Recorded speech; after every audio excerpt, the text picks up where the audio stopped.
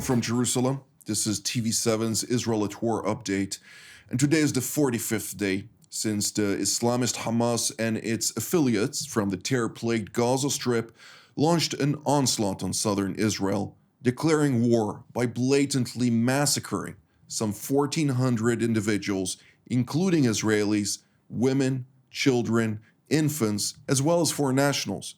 Moreover, they wounded over 4,800 individuals, mostly civilians, and have, of course, also kidnapped over 245 individuals, many of whom have been murdered by the Hamas while in captivity. As we continue to update you from here in Jerusalem, let's turn to our TV7 editor-at-large, Mr. Amir Oren. Amir, what can you tell us about the latest? So while everyone is waiting for the final word on the first batch of the hostage deal, which is supposed to be coming any day now, perhaps even faster than that, the Israeli Defense Forces have not opened a new operation in the southern half of Gaza, obviously for fear of being stuck in midway before reaching their objectives. They prefer to deepen their exploitation of the successes they achieved in the northern part of Gaza, in the various neighborhoods and districts of Gaza City, a big, dense urban area. The rate of casualties the IDF has should start worrying decision makers, because it is about 20 soldiers killed each week, some of them from friendly fire. Right now, it is approximately 60, but if the weeks go by, it would go to much bigger numbers, which would be very unfortunate. In the north, we still have a sort of a war of attrition, and in the deep south, in the Red Sea, we have the Houthi determination to try and provoke Israel into opening a third front. Up to now, Israel has kept its patience, but it may not last for long. Thank you, Mr. Oren. I think it's important to make a couple of notes. The first one, people need to understand the Gaza Strip is not one city. There are a few cities there, including Gaza City, which is the largest one of them all, but you have various villages, clusters of towns and villages in both the southern part of the Gaza Strip, central part, and the northern part. Therefore, when we're talking about the southern part, the various challenges that are presented there with regard also to the humanitarian angle are not as some may think or project. As somebody who has been to the southern part of the Gaza Strip as well as to the northern Gaza Strip, I can tell you with full confidence that the humanitarian corridor that was established there for humanitarian means will not be subject to the threats which Hamas might try and convince the international community, also via its various partners to disinformation, including Qatar, Iran, and others, that this would result in a catastrophe. That is not the case. Second point that needs to be said, within the urban areas of the Hamas-controlled Gaza Strip, the complexities that we're talking about, counterterrorism operations and an urban warfare, are very, very challenging. Therefore, every step of the way, many procedures are done in order to avoid unnecessary casualties for both civilians and the troops themselves, who are within very challenging environments. But to deepen ourselves further into the Gaza Strip, we're joined again by Commander of the Israeli Air Force Task Force for Air and Missile Defense, Brigadier General in Reserve Doron Gavish. Thank you for joining us, General. What can you tell us about the latest developments with regard to the Gaza Strip? And particularly, there is a lot of discussion about the Shifa Hospital, of course. This is an ongoing operation. This is not something that is going to take 1 to 2 days, obviously, for understood reasons. One of those reasons is there's still patients there, their medical staff is there, as well as some of the rooms there are also booby-trapped by Hamas terror operatives, and therefore when IDF special operators are conducting their operational activity, they need to be very careful and very methodological in their activities as they operate there to try also to find any signs of life of hostages, among others. Indeed, Jonathan, and thank you for highlighting those very important points. If we're talking about Shifa Hospital, we should basically speak about the array of hospitals, because what we are seeing, and this is something that the IDF was exposing during the last few weeks, is that the Hamas doctrine is to use those hospitals. So Shifa is only one example of them, but there are also the other hospitals that we see that the Hamas is using them as his strongholds. We saw specifically in the Shifa that you mentioned footages that came out yesterday, seeing the Hamas bringing in hostages. There was a tunnel that was discovered right in the vicinity of this hospital, and the IDF intelligence basically managed to get all those footages through the video inner video system that the hospital have over there, and we saw all those footages as I just mentioned. So it is for sure that this is his doctrine. He's using the Hamas, is using the hospitals for his needs and citizens as human shields.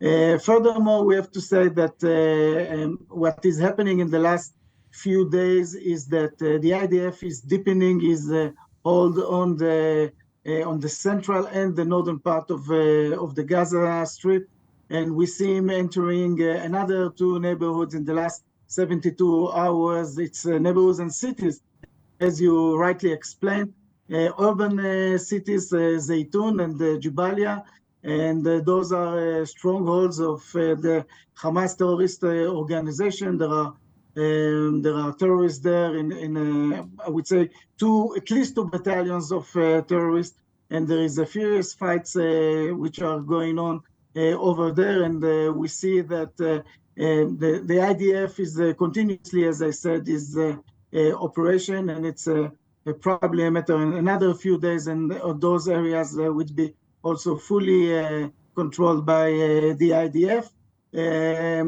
Maybe referring to what Amir was saying, that there is a fear on behalf of the IDF. Well, there is no fear on behalf of the IDF. The IDF plan is working according to his plan.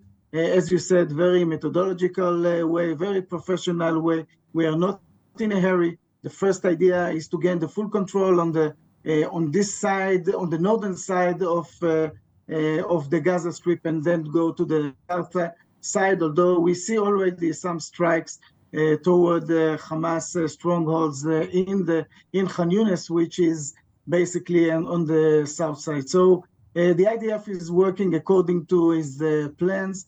In military terms, we have to say that what was achieved by the IDF was achieved in a very fast matter, but still we are doing it in our own pace, and the time of the South would come. Thank you, General Gavish. I think it's important to highlight that Rear Admiral Daniel Agari, the IDF spokesman, highlighted during his press briefing last night that the whole process is taking time. There are various considerations, but ultimately, every place where Hamas is, the IDF will reach. But let's turn now for an update on the international response to the various challenges presented within the Hamas-controlled Gaza Strip. Professor Uri Rosenthal, the former foreign minister of the Kingdom of the Netherlands. Thank you for joining us, Professor. What can you tell us at this moment in time? How does the international community regard the various complexities at hand? Well, it has already been put forward by you. Let me say that the complexities are understood, especially on the governmental level in Europe, and I suppose so definitely in the US as well. but public opinion, part of public opinion, is not of the same kind. And let me say that a disturbing development over the last days, actually has been that while at the beginning, when there were pro-Palestine demonstrations, there was some distinction being made between the Palestinians and Hamas as a murderous gang. By now, I see that the pro-Palestine movement in Europe especially is now actually positioning Hamas as the champion of the Palestinian cause, which it is, of course, what is totally beyond reality. And let me also add that by now, the Black Shabbat of the 7th of October is actually not in the front line of the public eye. Hostages are not that much being mentioned. At the same time, as I said already, for the European governments at large, and also, of course, for the United States, it is beyond dispute that Israel has the right, if not the obligation, to self-defense, that there are split opinions about the desirability of a ceasefire on the European end, countries like Germany, Austria, and the Netherlands being very stern on rejecting that notion up till this very day, while, for instance, France, Macron has openly defended that position.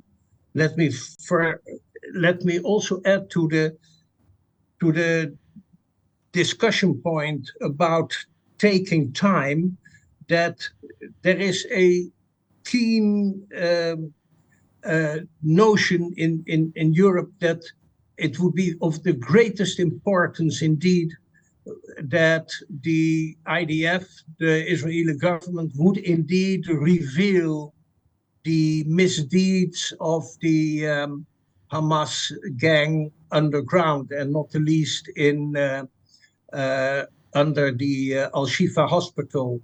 This one revelation about the tunnel has been important as a counter fact actually to the general condemnation on the part of many people who say that Israel is actually transgressing the borders of humanitarian law.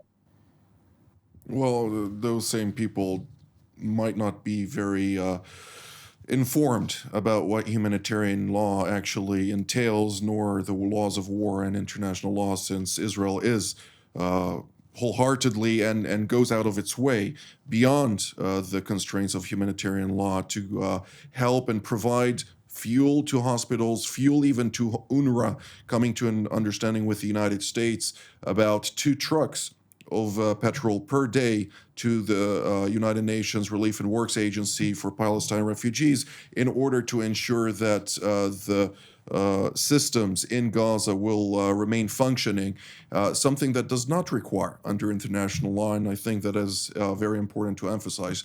Nonetheless, Mr. Oren, let's turn to the northern arena. Since this morning, over 25 launches were directed towards Israel, drawing a retaliatory response against Hezbollah infrastructure, including by 1 tank, an aircraft, and a helicopter, as noted by the IDF. What can you tell us about that? Well, this seems to be a run for the mill if you look at all the most recent period. But there is one feature which stands out, and this is the attack by 3 one-way drones at the Israeli command post of the sector, which is quite similar to what the Hamas plan had to do regarding the divisional headquarters near Gaza. Now, in the north, the attack was not accompanied by a raid over ground, because obviously the IDF has been prepared for it.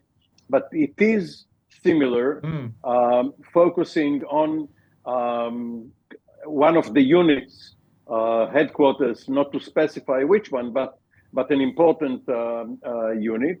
Let me also add regarding what you and Professor Rosenthal talked about, the Shifa hospital and the evidence which Israel produced.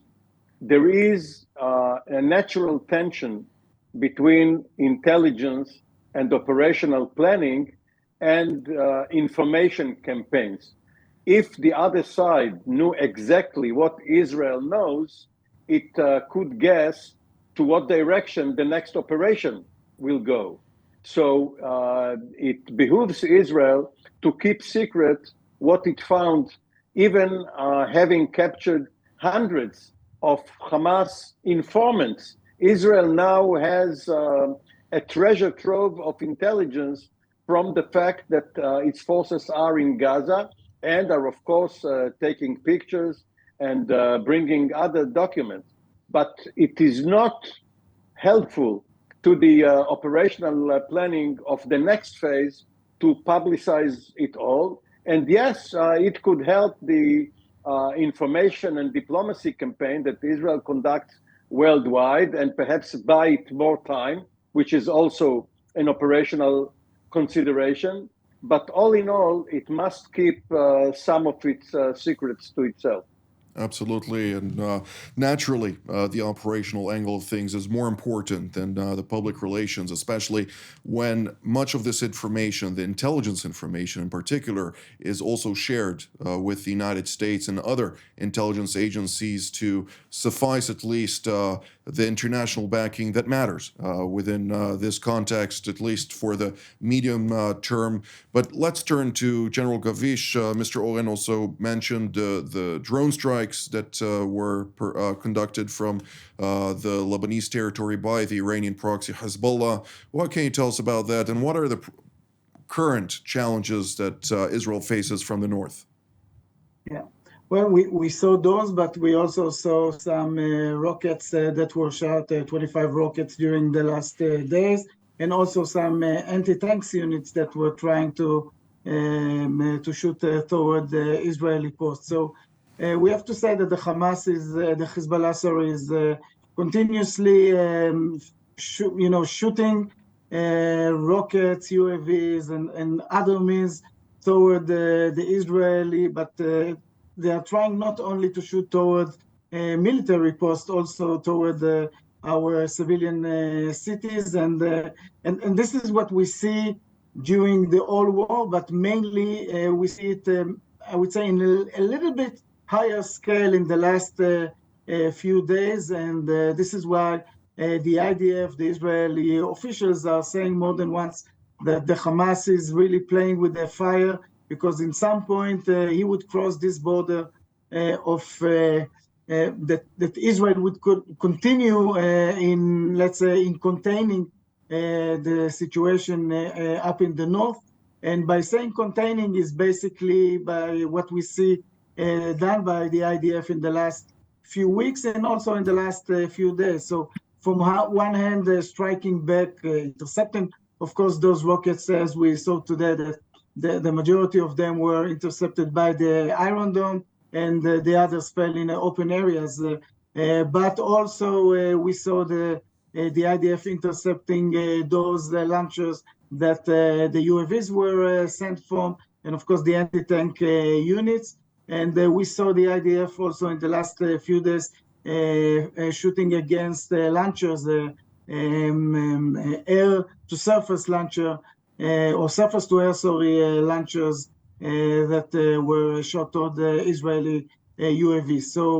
So this is in the one hand, but also in the other hand, and this is rightly, you mentioned it is being announced by the IDF spokesman, is that we see also some infrastructure, Hezbollah infrastructure, that are being hit by the IDF, meaning that the IDF is not only responding to the attack, is also hitting some targets, which I would say are a little bit more than the regular from the Hezbollah point of view. Hopefully that they would understands those signals. We hope that the Hezbollah won't make a mistake and will drag us to a full-scale war. We say it again and again, also in your show, Jonathan, that the IDF is fully ready for it. We have to remember the amount of soldiers that were recruited, reserves, more than thousands and thousands of tens of thousands, hundreds of thousands of IDF reservists that are deployed to the northern part, and the majority of the Israeli Air Force power is aimed toward this the northern part. So we hope that the Hezbollah won't make this mistake, but the IDF is ready for it. Mr. Doron, Oren? may I ask you a professional question, which baffles me? The other day, there was a report that the Lebanese have launched a surface-to-air missile against an Israeli aircraft of whatever kind. Mm-hmm. And that surface-to-air missile was intercepted by an Israeli surface-to-air missile. This is quite unique that a surface-to-air missile hits another surface-to-air missile. You're right, Amir, on your observation, and this is another capabilities that is being shown by the Israeli air defense during this war. It's not the first capability that is in a way surprising the Hezbollah, but this is a capability that is being held by the IDF. And yes, you're right, this is exactly what happened. Thank you, General Gavish and Mr. Oren, for the latter remark as well.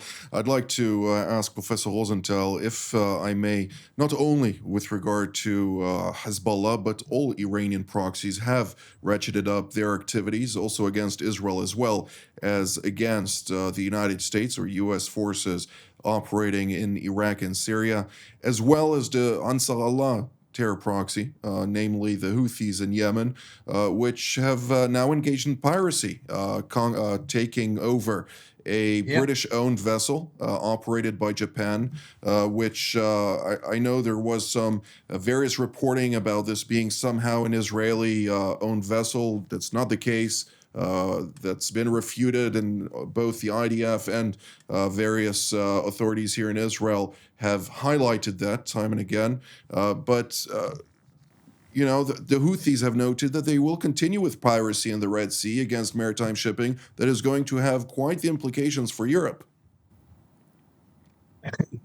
That's true, and there is a great concern in the European governments about this development, which is also associated, of course, with the anxiety about the question whether the Western countries will be able to prevent weaponizing the oil price by OPEC. So the economic side to the story is of great importance.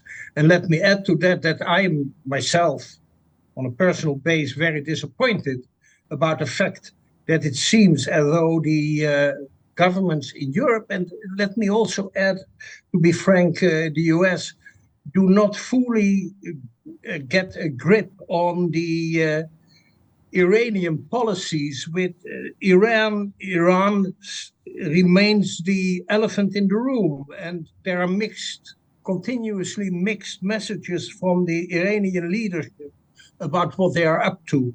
And for my part, the continuous problems with regard to the nuclear program of Iran, they being on the threshold of becoming a full-fledged nuclear power, that is for me one of the most serious concerns addressing this whole issue. And let me add as a last point that I picked up the message that for the Iranians, for instance, they are indeed targeting in their strategy the eastern neighbor of Israel, Jordan, and actually would like to become more offensive also on that in that theater.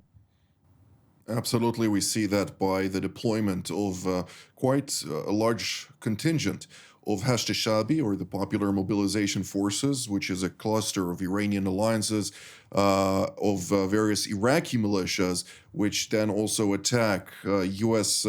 service members throughout Iraq and elsewhere. But as we're out of time for today, I think one last point is very important to highlight, and that is the fact that Iran is indeed the elephant in the room, something that I don't think the United States nor European powers are taking seriously, and this will come back to haunt them in the next couple of years.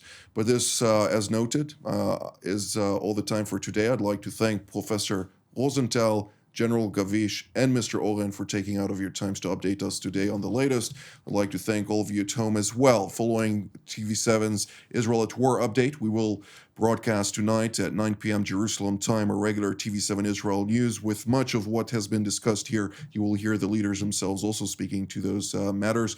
But until then, from me here in Jerusalem, Shalom.